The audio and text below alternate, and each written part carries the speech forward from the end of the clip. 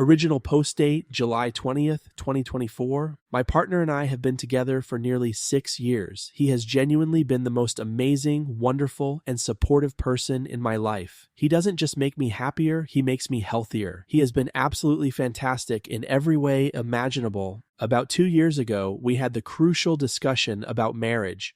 We were both candid about our desires. He admitted that the idea of marriage made him incredibly anxious. He has never witnessed a successful marriage. Every marriage he's seen has ended in either a disastrous divorce or very sad, premature death.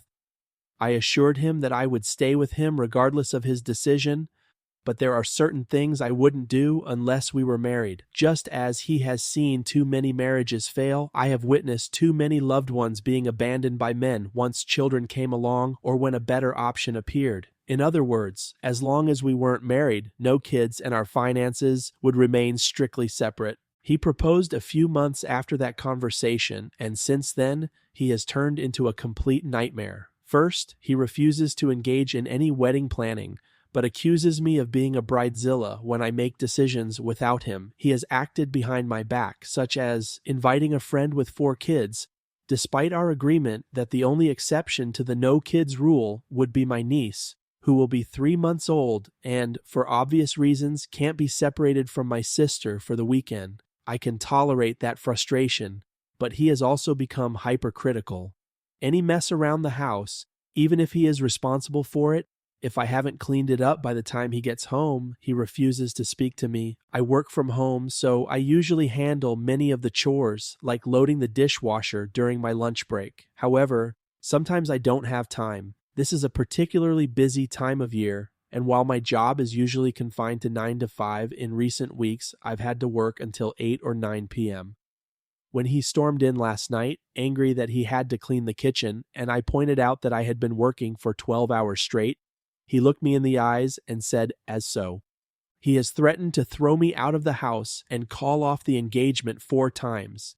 He has stopped initiating sex. I have come to dread the sound of the door unlocking because he can't go 5 minutes without finding something to criticize about me. It has reached the point where my mother, who was ready to adopt him a year ago, is now refusing to be the witness to our marriage certificate. I have asked to call off the wedding and revert to being just girlfriend and boyfriend, but he insists that he truly wants to get married and that he is acting this way only to ensure he is making the right decision. However, increasingly, all he has done is convince me that I am making the wrong one. If it wasn't clear, I had already decided not to marry him when I made this post. I'm packing up and moving to my mom's place for now. I am safe and don't need anyone to call the police. Thanks to those who offered, though. Comment 1.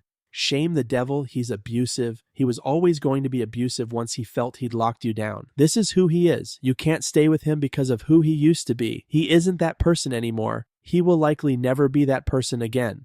OP response: it's really hard to believe he was trying to lock me down. If anything, I had to kind of convince him to propose. But yeah, I'm not planning to marry this man anymore. When told, don't convince someone to marry you if they don't want to. OP response: when we discussed marriage, I told him I would be perfectly happy not getting married if he didn't want to. I knew he was generally disillusioned with marriage. I just wasn't willing to commit to something like having kids or taking on a mortgage if he couldn't honestly say he planned to stay with me for the rest of our lives.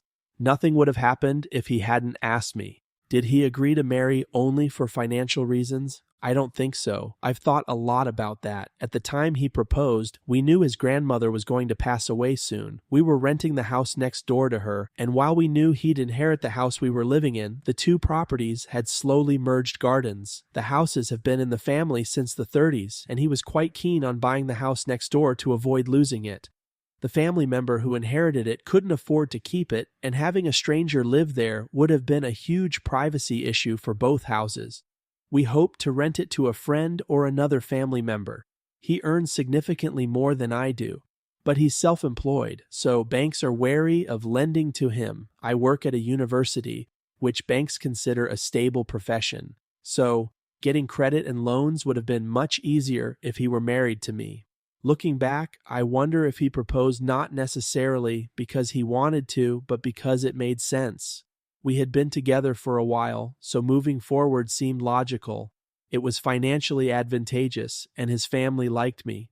I'm not perfect, but considering everything, marrying me had practical benefits for him. Plus, I have dual American citizenship, and he had always dreamed of moving to America one day. Sorry for the delay in updating everyone. I've been dealing with a lot lately, and this has honestly been one of the hardest experiences I've ever faced. I've moved back in with my parents, which is incredibly tough. I feel like I've regressed to being a teenager again. While they're being very supportive, and I'm grateful to have somewhere to go, the house is so noisy, and I'd forgotten just how overwhelming it can be. I'm trying to find an affordable apartment, but in London, that feels like a bit of a pipe dream. On top of everything else, canceling a wedding just a month before the date has been costly.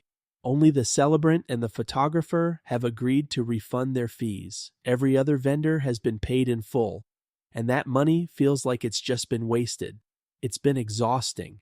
Before all this, I was in a relatively good financial situation. I had savings, a plan, a house, and a financially stable partner. Now, I have less than a tenth of my savings, no place to live, and no clear vision for the future. Processing the loss of him has been incredibly difficult. I'm still in the phase where everything makes me cry, and it feels like someone has taken scissors to my soul. I've experienced grief and breakups before. I know this feeling will eventually fade, even if it might never completely disappear. However, combined with the relief of being able to exist without constant criticism, I hope it will pass sooner rather than later. I've never faced this kind of existential fear before. The fear of being alone, not having the family I longed for, and the uncertainty of what comes next.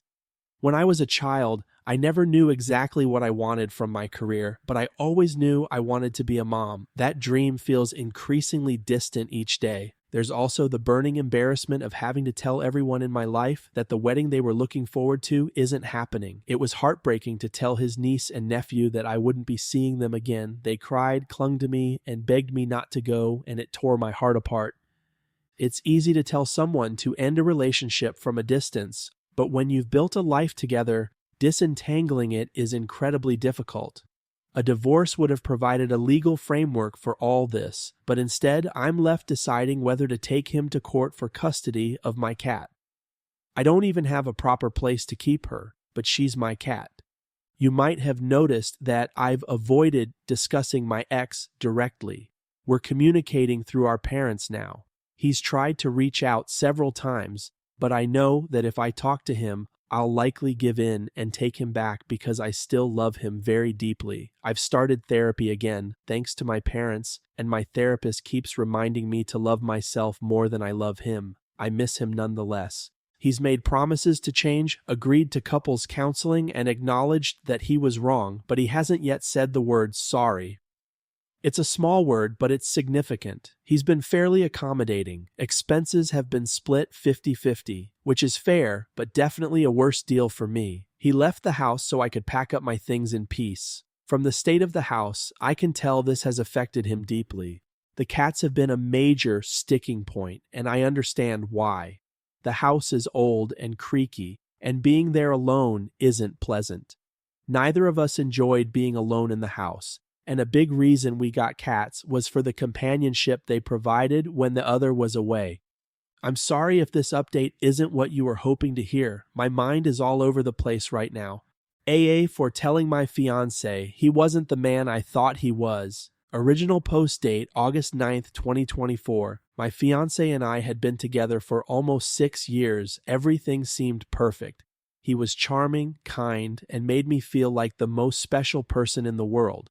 However, after we got engaged, he began to reveal a different side of himself. He became controlling, critical, and accused me of taking over the wedding planning, even though I was merely trying to make decisions. Whenever I tried to address these issues with him, he would get defensive and claim that he was simply testing if I was the right person for him. It was alarming to hear him threaten to call off the engagement multiple times. I tried to stay optimistic, hoping that it was just pre-wedding stress, but the situation only worsened. He stopped initiating intimacy, became increasingly cold, and my mother eventually refused to be a witness at our wedding due to his behavior. Ultimately, I decided to call off the engagement and move back in with my parents. This decision has been incredibly challenging. My financial situation has taken a significant hit, and finding a new place to live has been a struggle. The emotional toll has been immense. I miss him deeply, but I know that staying in this relationship was not healthy. I'm now focusing on rebuilding my life and trying to process everything that has happened. This period has been a whirlwind of emotions, but I am committed to moving forward and finding a path that brings me peace and happiness. Ending an abusive relationship despite love. Original post date August 9th, 2024. I was in a relationship with a man who I believed was perfect for me. For the first few years, everything seemed ideal. He was charming, kind, and made me feel like the most special person in the world. However, after we got engaged, his behavior took a dramatic turn. He became controlling and critical, and I found myself constantly walking on eggshells around him. The charming and kind person I had fallen in love with was replaced by someone whose new behavior was not only confusing, but also unbearable. Realizing that this change was not just a temporary phase, but a serious issue, I had to make the painful decision to end the engagement and move back in with my parents. The process has been incredibly challenging. Dealing with the fallout from canceling the wedding, managing finances, and finding a new place to live have all been significant hurdles. The emotional pain of losing someone I love deeply has been profound, but I understand that ending the relationship was necessary for my well-being. It's been a few weeks since I moved back in with my parents, and I'm navigating this new chapter of my life. The transition has been a mix of relief and sadness. I'm working through my emotions with the support of therapy, which has been incredibly helpful. My parents have been a great source of support, but the process of rebuilding my life and moving forward is ongoing. I'm taking it one day at a time, focusing on healing and finding a path that aligns with my well-being and happiness.